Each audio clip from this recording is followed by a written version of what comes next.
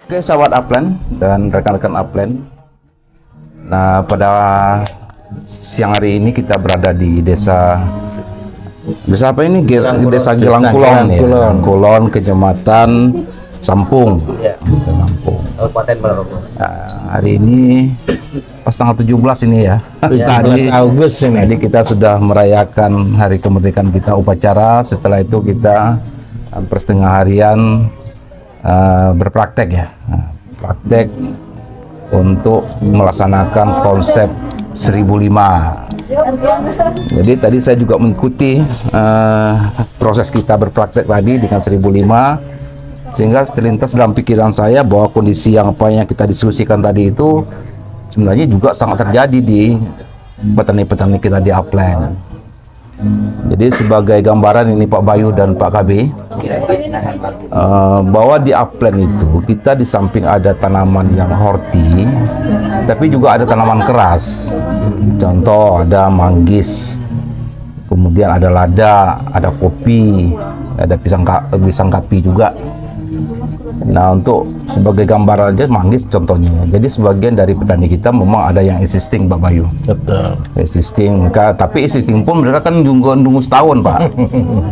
Ya, baru akan bisa panen. Betul. Nah, yang paling parahnya adalah ketika kalau teman-teman petani itu adalah yang ada yang membeli new planting. Iya. Baru tanaman baru. Yang kemungkinan itu 6 atau 7 tahun lagi ke depan itu baru panen. Nah, sekarang ini yang jadi persoalan bagi kita, sebelum proses mereka itu panen menghasilkan itu, mereka kan perlu juga kehidupan harian ini yang harus disangga.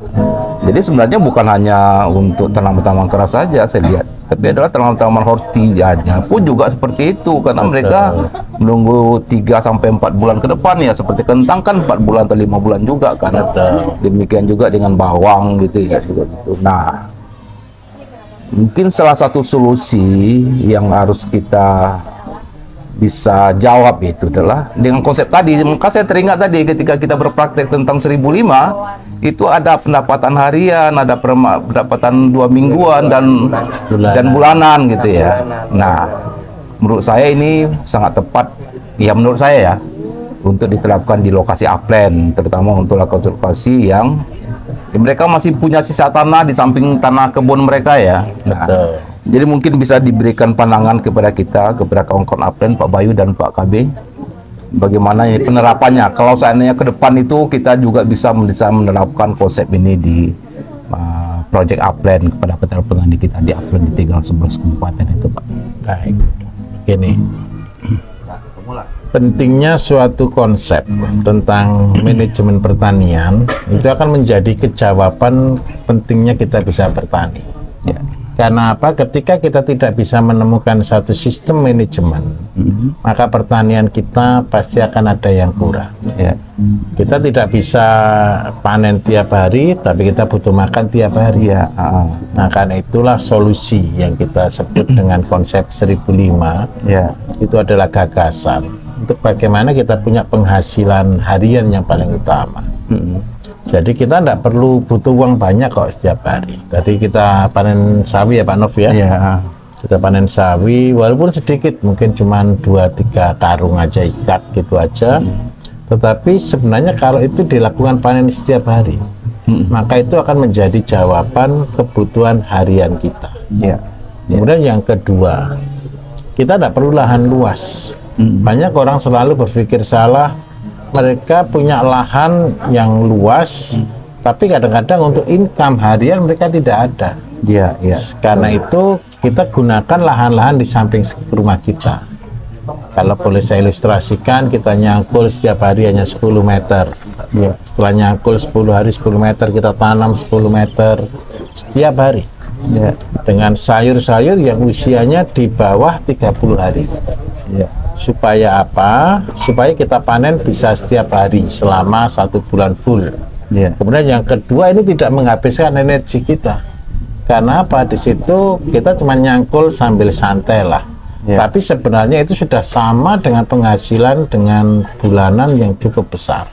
Ya. Nah, kemudian yang kedua, semua orang kan kepengen nih punya pabrik, punya usaha yang besar, punya sesuatu yang heboh kemudian hari. Tetapi percayalah, kalau tidak mulai dari yang kecil tidak bisa. Jadi di Upland sudah punya kebun nih, kebun manggis, kebun durian, kebun kopi, ataupun juga tanaman bawang dan lain sebagainya. Yang kayak-kayaknya itu menjadi high-nya, menjadi besarnya. Padahal kita kan tidak butuh besarnya, kita juga butuh pupuk harian, pupuk semuanya dari harian. Dari mana itu kita mulai? Dari konsep 1005. Nah, di 1005 inilah sebenarnya menjadi jawaban bagi kita untuk melakukan kemandirian di sektor pangan, di sektor pupuk, dan penghasilan sejahtera. Walaupun kemudian hari baru kita mencapai kesuksesan. Nih Pak KB ini gurunya ini. Ini gurunya 1005. Saya juga. Saya sudah dengar dari cerita Pak KB ya. Beberapa hari lalu beliau juga cerita, beliau sering keliling ya, dipanggil beberapa dinas untuk menjelaskan dan melatih ya konsep-konsep yang terkait dengan 1005. Nah, itu kira-kira pengalaman Pak KB di beberapa pelatihan kelompok tani itu, mereka mau terima nggak dengan konsep kita yang seperti ini, Pak? Iya, oke, terima kasih Pak Nob dan Pak Guru besar saya Pak Bayu di Dinggrat. Saya bersyukur sekali ketemu beliau, jadi kesadaran saya, semangat saya untuk bertani ini luar biasa tumbuh kembali. Jadi merasa pas gitu jalannya itu ya. Kalau masalah pengalaman tentang teman-teman yang pernah ikut pelatihan di 1005 ini, ya mohon maaf kita nggak membesar-besarkan. Pertama, tanggapannya kami kalau tahu seperti ini, mengolah lahan yang 1 hektar aja dengan 1000 meter, lebih untung yang 1000 meter. Kenapa? Yang 1 hektar itu resikonya besar, modalnya besar, juga tenaga kerjanya besar sekali. Habis di 2 itu, waktu kemarin pelatihan di Lebak, dia lahannya luas, ada 2 hektar. Begitu dihitung masih untung yang 1000 meter. Nah, itu yang pertama. Jadi apa yang disampaikan oleh beliau tadi masalah pendapatan harian, ini mereka banyak yang mohon maaf ya sedikit terperangah. Selama ini kan yang namanya pertanian tuh kudu luas gitu ya, kudu besar. Ternyata dengan 10 meter saja untuk kebutuhan petani, berapa sih sehari itu cukupnya? Katakan 50.000 sampai 100.000. Itu dari 10 meter aja, dari lahan yang 10 meter yang diolah dengan cara konsep kita di 1005 itu ternyata terpenuhi gitu deh, dengan tanaman-tanaman yang sederhana. Kemudian yang kedua yang dirasakan teman-teman setelah pelatihan ini, paradigmanya terbuka lebar, Pak. Karena di pelatihan 1005 itu kita menjelaskannya utuh. Yang pertama itu tentang paradigma, cara berpikir pertanian. Teman-teman ini memandang pertanian itu seperti apa sih? Kebanyakan teman-teman itu memandang pertanian itu untung lah gitu. Enggak bagaimana saya jadi berkah bagi semua orang. Maka di paradigma yang pertama ini kita bongkar habis. Sampai teman-teman sepakat siap menerima visi kita, sehat, mandiri, sejahtera ini. Jadi bukan hanya visi kita, tapi jangan menjadi visi kita semua, gitu harapan kita. Sehingga ketika dia melakukan pertanian ini, sehat ini benar-benar jadi prinsip utama. Nah, bahwa apa yang saya lakukan ini selain nambah pendapatan, tapi juga harus ramah lingkungan. Dan ketika dikonsumsi oleh yang membeli ataupun merasakan hasil produknya dari pertanian itu, mereka bisa sehat. Nah, karena tidak menggunakan, ya mohon maaf, yang bahan-bahan yang tidak alami kan gitu, semuanya full alami. Kemudian yang ketiga di plan 1005 ini utuhnya apa? Selain pemahaman kesehatan, paradigma berpikir dan sebagainya, adalah ada 3 hukum di 1005 ini yang sering beliau katakan. Yang pertama itu harus buat sebagus mungkin. Ya, jadi walaupun kecil buat sebagus mungkin, tapi jualnya kudu murah. Gitu. Jualnya kudu murah. Jadi barang berkualitas dengan harga murah. Ya, harganya lebih murah. Kenapa? Ya itu salah satu teknik marketing kita, ya kan? Jual baik buat sebagus mungkin, tapi jual yang murah. Kemudian yang ketiga, jangan ada limbah yang terbuang.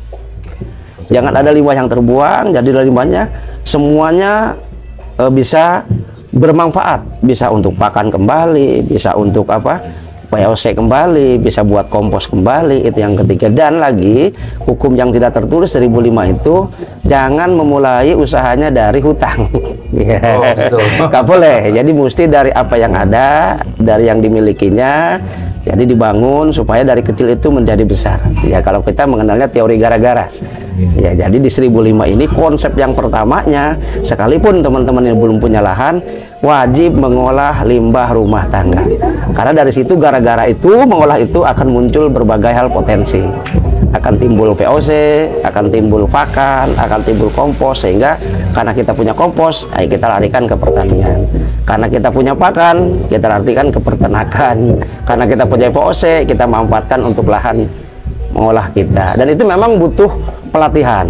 Ya, kalau biasanya mohon maaf, kami pelatihannya kayak di Serang kemarin itu, ya ini yang terbaru lah yang saya ceritakan, itu sampai 4 hari. 4 hari itu langsung dengan praktek? Dengan langsung dengan praktek. Oh, praktek. Ya, bikin praktek semua yang kita bicarakan tiap hari ada prakteknya. Materi langsung praktek, materi langsung praktek, materi langsung praktek.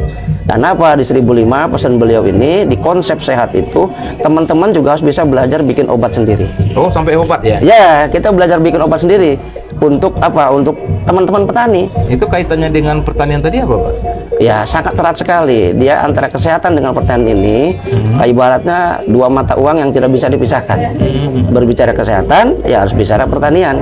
Karena apa? Kesehatan, dari mana antibodinya akan meningkat kalau bukan dari pertanian yang sehat?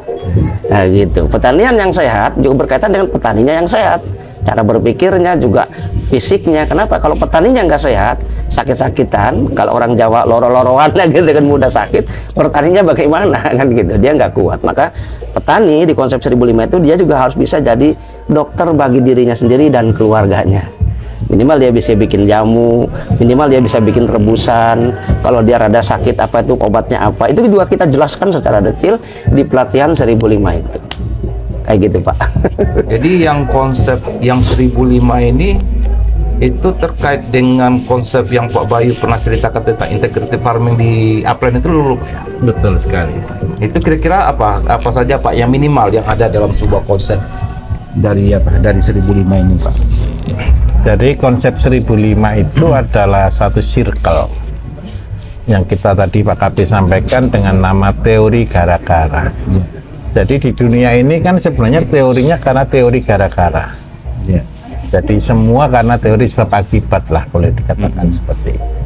Nah, di waktu kita belajar di Upland, salah satu sesi yang saya sampaikan adalah konsep integrated farming. Karena apa? Integrated farming inilah, boleh saya katakan, hanya cara inilah petani untuk bisa sehat, untuk bisa mandiri, untuk bisa sukses. Karena apa? Kalau tanpa melalui integrated farming, saya yakin mereka tidak akan pernah sampai ke level ini. Karena apa? Dia hanya panen 4 bulanan atau 6 bulanan atau bahkan tahunan. Terus yang kosong-kosong ini membuat dia akan habis, cuman berputar begini saja. Tetapi di 1005 dia akan selalu naik, bertahap naik, bertahap naik, dan bertahap naik. Sampai akhirnya ke level industrialisasi pertanian. Seperti itu, Pak. Oke, mungkin luar biasa ya. Jadi apa yang Pak Kabir dan Pak Bayu sampaikan itu adalah merupakan sebuah jawaban mungkin yang menurut saya itu adalah solusi dari persoalan-persoalan kita di tingkat petani ini di Upland ya. Nah, mudah-mudahan ini akan menjadi pembelajaran bagi kita semua dan mungkin bagi teman-teman sejawat saya yang di Upland, mulai dari kawan-kawan dari PMU, dari PAYU, kawan-kawan penyuluh dan Paskes. Mungkin ini menjadi renungan bagi kita. Nah, mudah-mudahan apa yang barusan kita diskusikan barusan ini diskusi ringan yang menurut saya ini adalah merupakan sebuah jawaban dan solusi ya ke depan. Mudah-mudahan ke depan di tahun-tahun depan kita juga bisa mengaplikasikan ini ya. Sehingga tujuan dari Project Upland kita itu meningkatkan produktivitas, itu mungkin dijawab dengan pabrik pupuk yang sekarang ini teman-teman sedang melakukan pelatihan. Nah, yang untuk peningkatan pendapatan kita memang bagian yang belum kita banyak tersentuh. Nah, mudah-mudahan dari konsep 1005 ini adalah merupakan jawaban yang paling praktis dan sangat